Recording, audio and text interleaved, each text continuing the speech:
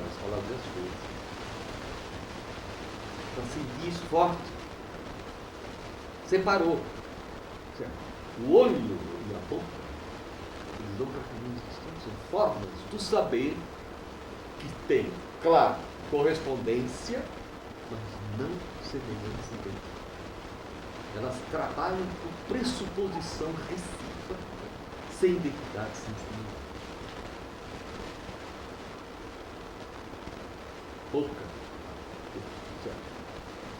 A boca, a fala, a visibilidade é uma linha de universo. A visibilidade é outra linha de universo. Você tem uma...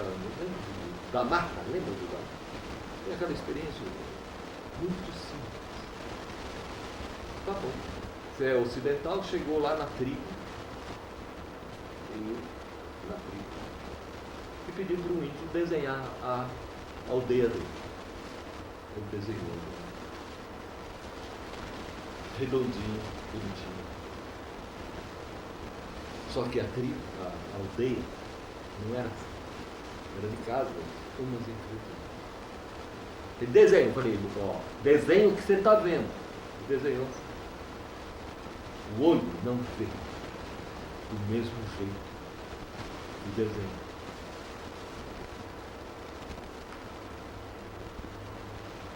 Há uma síntese disjuntiva. Hã? É uma síntese. Sempre. Por isso que eu estou falando agora aqui. O mundo relacional emancipado é a introdução ao capítulo da... Essa fala aí que eu tive, tal. Quem quiser... O livro é uma beleza, o livro é um pequenininho. Vou pegar o que Husserl fala de Hilton. Fica mal, fica feio. Um babaca, amigo. Fica um babaca. Pega lá, você vê a grandeza. Impressionante. E o que um filósofo faz com o outro é sempre, às vezes, maltrato.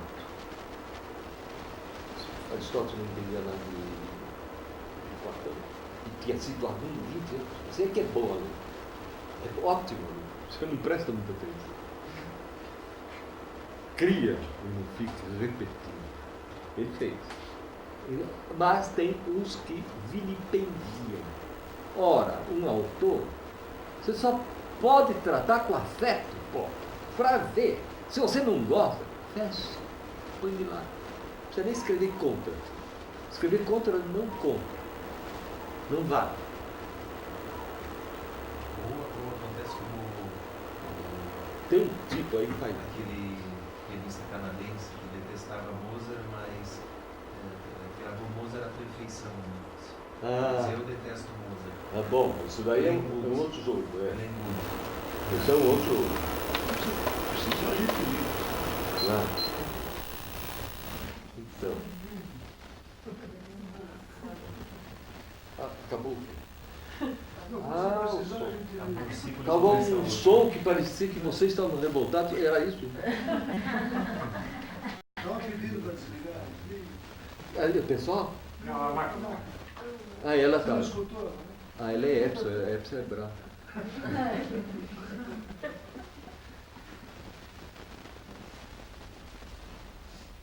Mas, então, se as relações estão emancipadas dos termos, onde é que elas estão?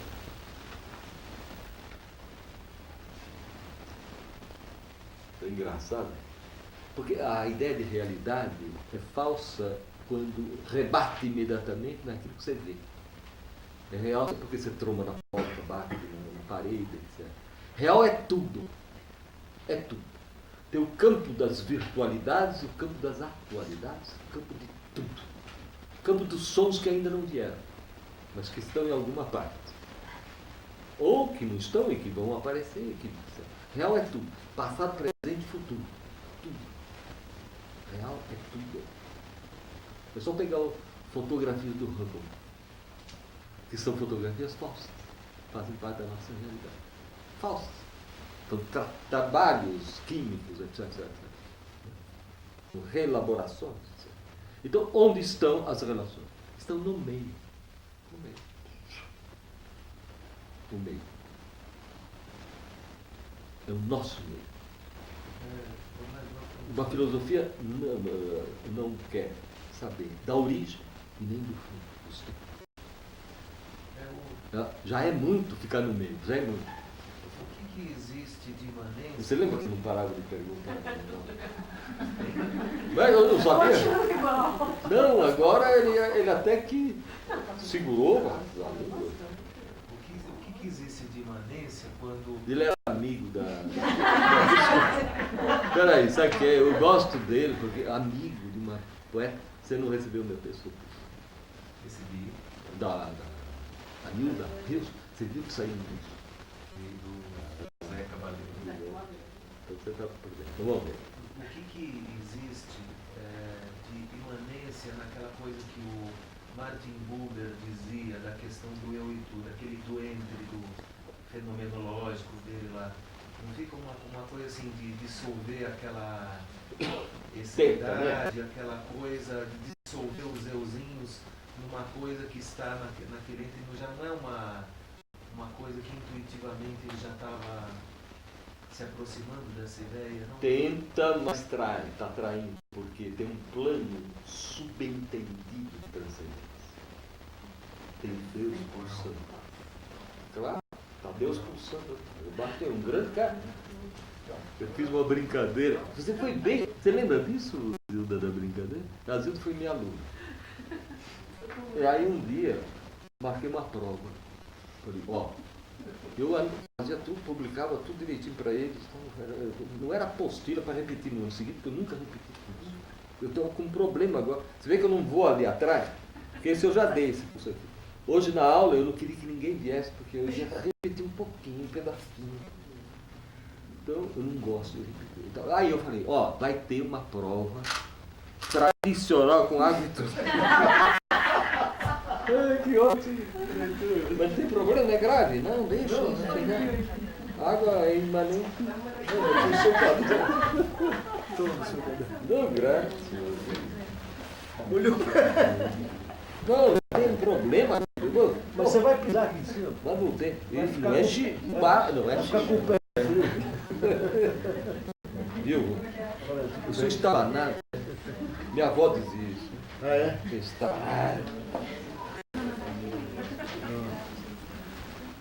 Tá tudo certo. Tá tudo. Não, tá ótimo. Depois você me dá. Quer mais água? Depois você me dá uma meia.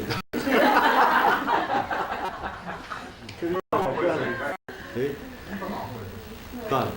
Eu aqui, confesso que eu fui muito influenciado na década de 70, na minha formação universitária, por coisas que você está falando, né? Muito.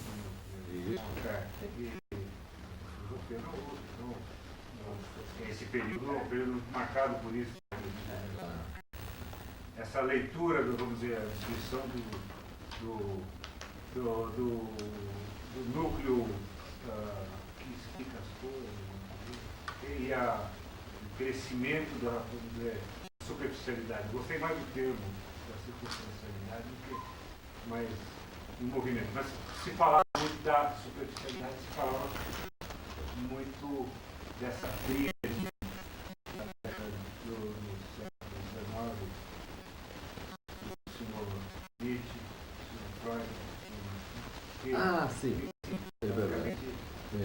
Você trabalhava exatamente essa ideia. Quer dizer, e a fenomenologia, não por acaso, eu estudei com a Mariana, 2, 3 anos. Lógico. Né? E essa coisa. Eu tenho que fazer uma tese de doutorado em Merleau-Ponty.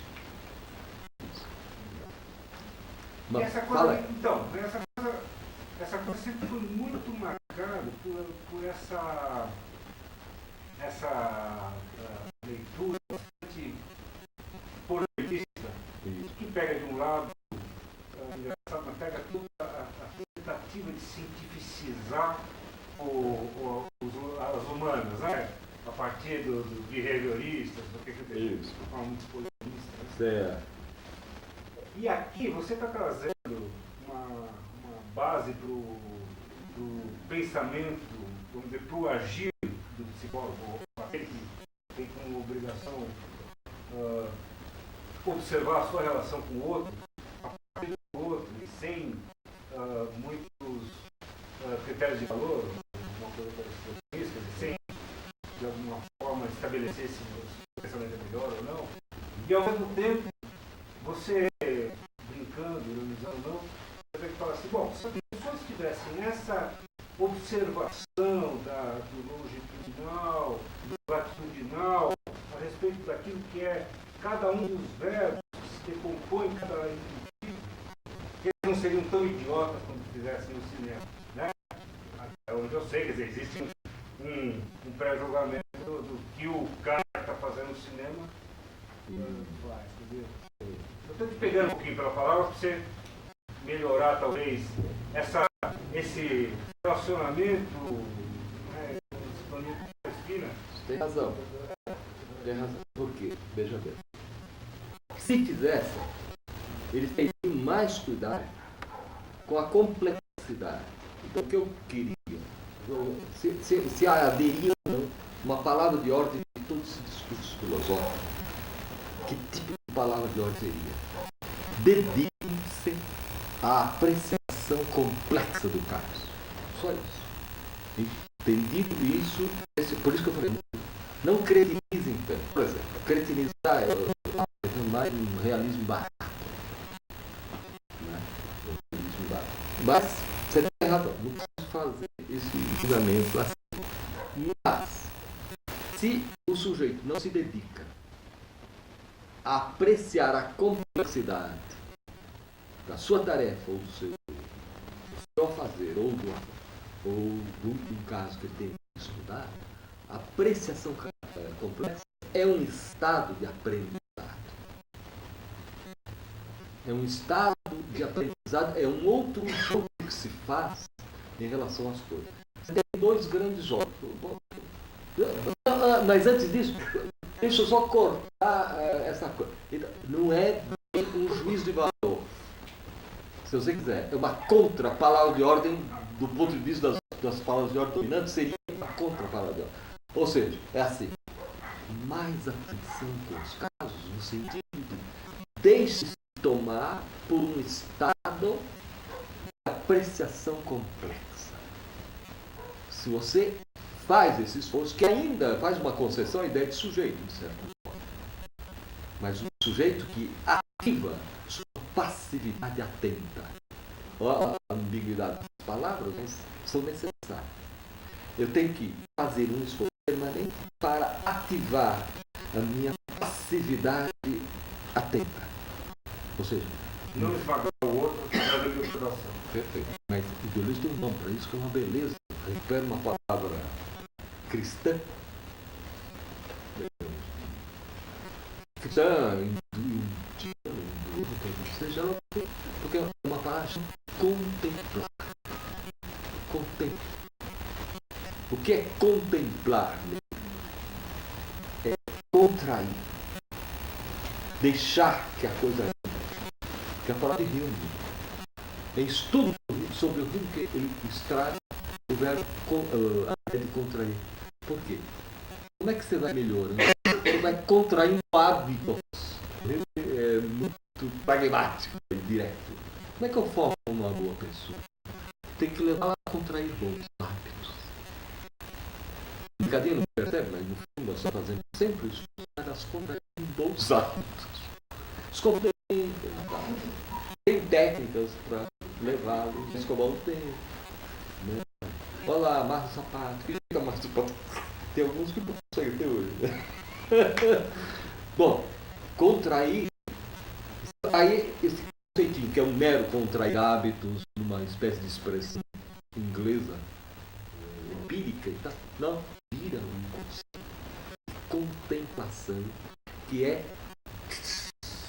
Porque como não temos mais substância, uma interioridade garantida, o nosso interior é dobra do fora, então eu preciso engolir fora.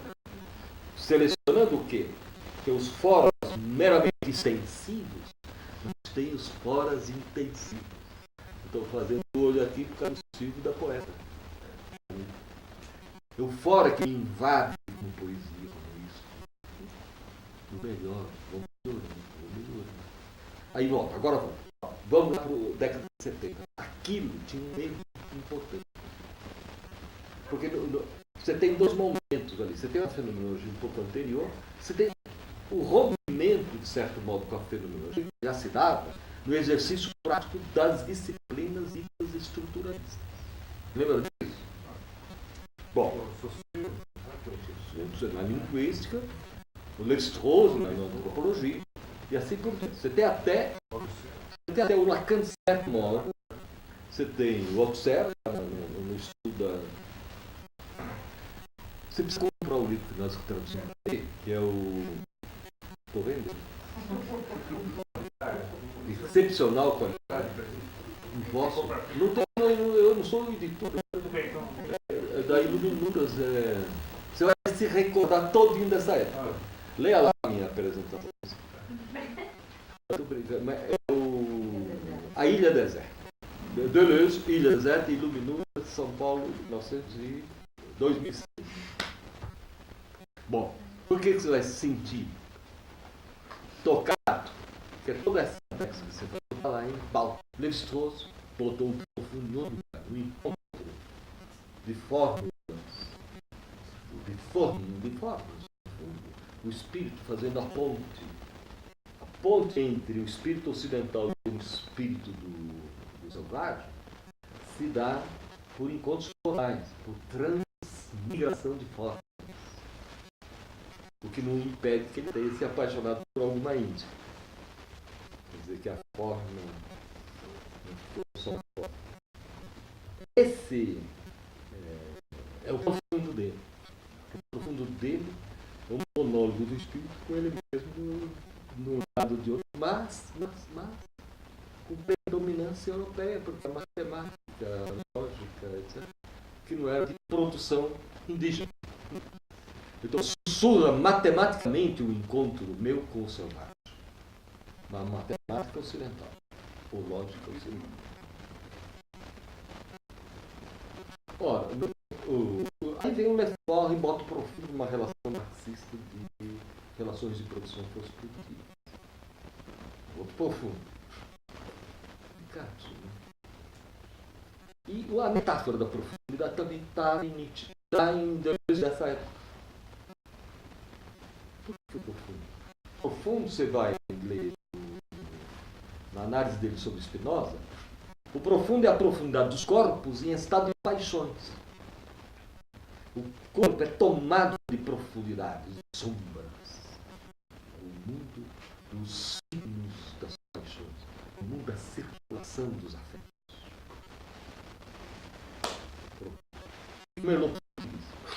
Que é o profundo. É onde há muitas relações a serem vistas. Captura isso. Então, a profundidade é o mundo das relações. Tanto faz chave profundo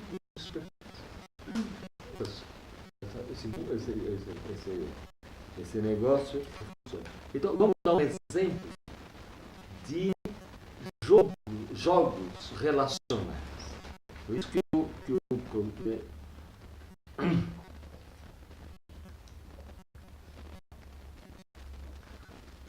Se o profundo é um mundo de relações, etc., é próprio da profundidade animar-se na estimulação de relações por outras relações. Você não vai encontrar mais nada na profundidade a não ser isso. Elas estejam nos corpos ou estejam vagando por aí.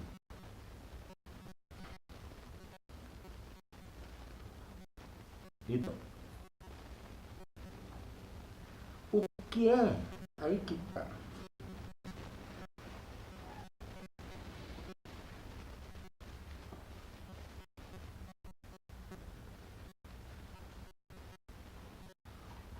Eu vou economizar as coisas, porque esse texto aqui está muito mexido com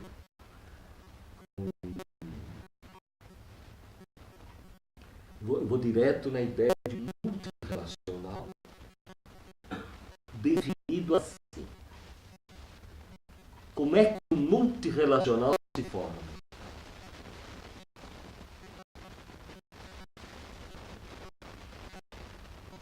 Porque você fala assim, estão lá as relações. Estão lá as relações.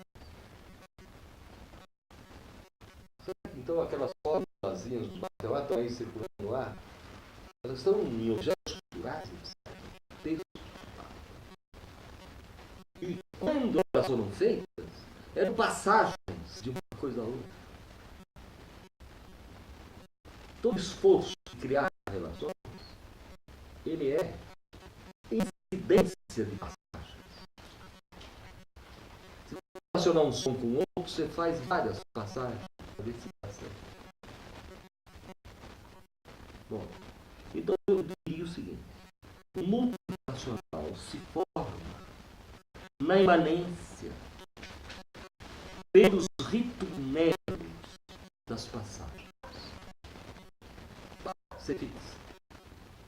Passou, você fixa. Cultura é fixadura. Você criou aquela passagem, você fixa. Ela circula fixa. Você cria uma relação entre um som e outro fixa. Então, essa, por retorno, por retorno,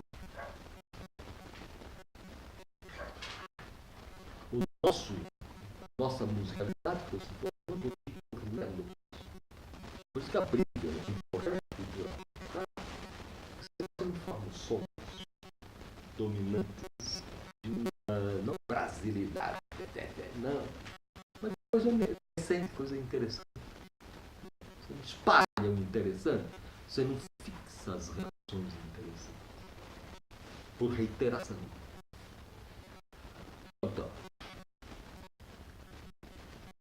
eu diria, o multirracional, né, que se forma na imanência pelos ritornelos das passagens, das ligações.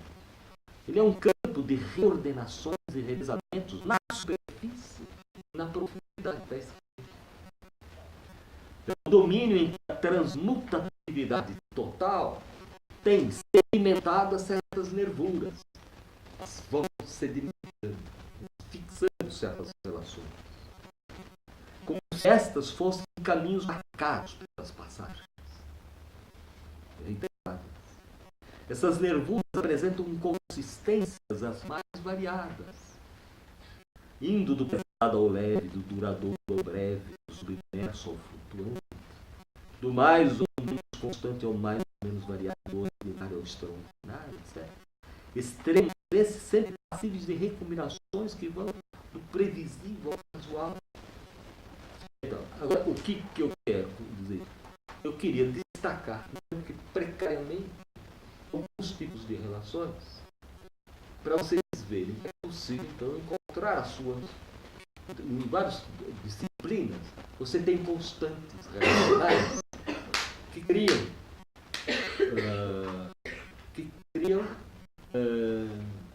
costumes disciplinares. Quer ver?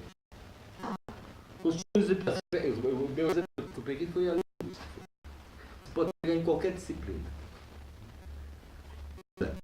Quando se diz que algo, uma língua, por exemplo, pode ser objeto de um estudo e privilegia a conexão interna dos seus elementos, temos aí a ideia de que algo seria aquilo que dele fazem suas intra-relações. Temos aí a nervura do regime intrarrelacional, praticada por iniciativas que se inserem no multirracional de modo estritamente disciplinar. Você nunca fez um curso, mas se você fizer um curso de linguística, os elementos internos sai um pouco. Por exemplo, então você tem todo. Por exemplo, sintaxismo de Jones. Você tem que ficar distinções, criando isso a partir de uma ideia X de gramática. Em outra situação, quando elementos de uma língua são. Mas aí seriam os estudiosos estritos do campo interno da língua.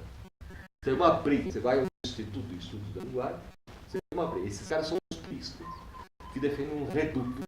Você não pode chegar.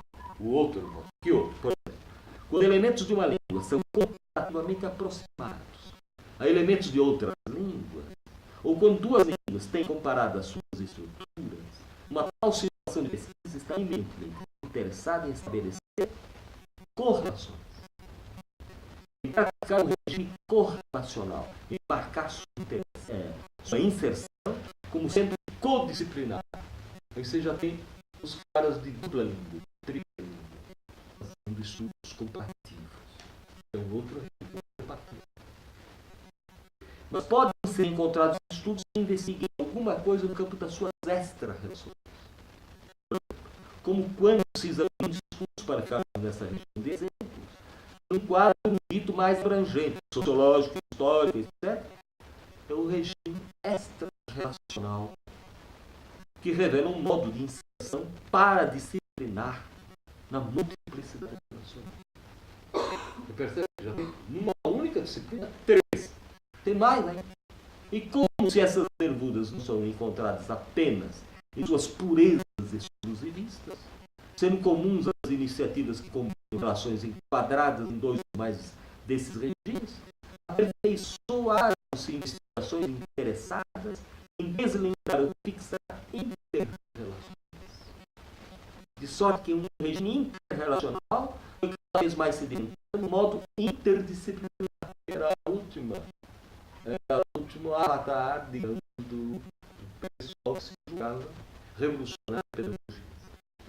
Interrelacional de inserção das iniciativas multinacionais. Você tem numa única disciplina, com alcance, digo, não só que tem muito mais relações, só que essas viam pesadelo institucional, departamental e verbo de pesquisa. Você pode parar aí ou ir de maneira indeterminada pela necessidade das relações. Em todos os casos volta à existência. Tudo bem? Mas o que é que se passa pelas relações? Esse é o ponto. O que é que está se passando pelas relações? É aí que os estritos centros de linguística perdem contato com aquilo que se passa na linguagem.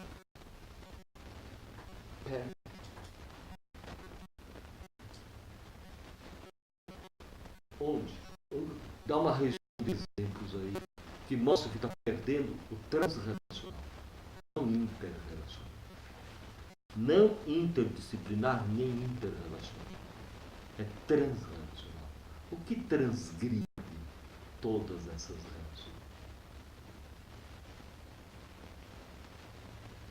Volta àquela pequena exigência da apreciação complexa, que é a coisa mais difícil.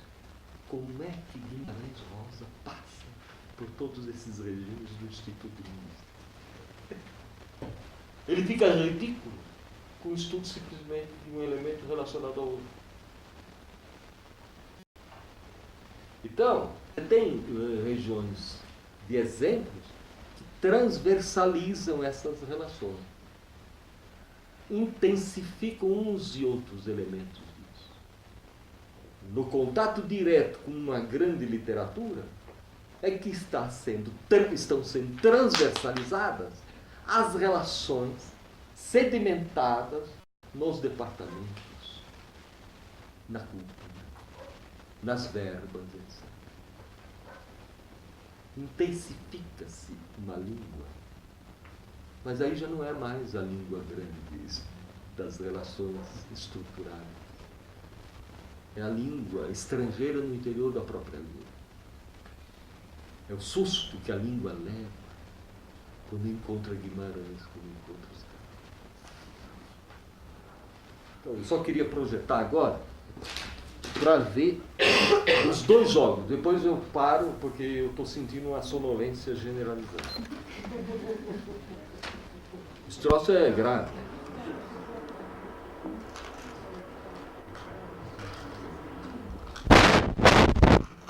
E quem quiser docinho, tá?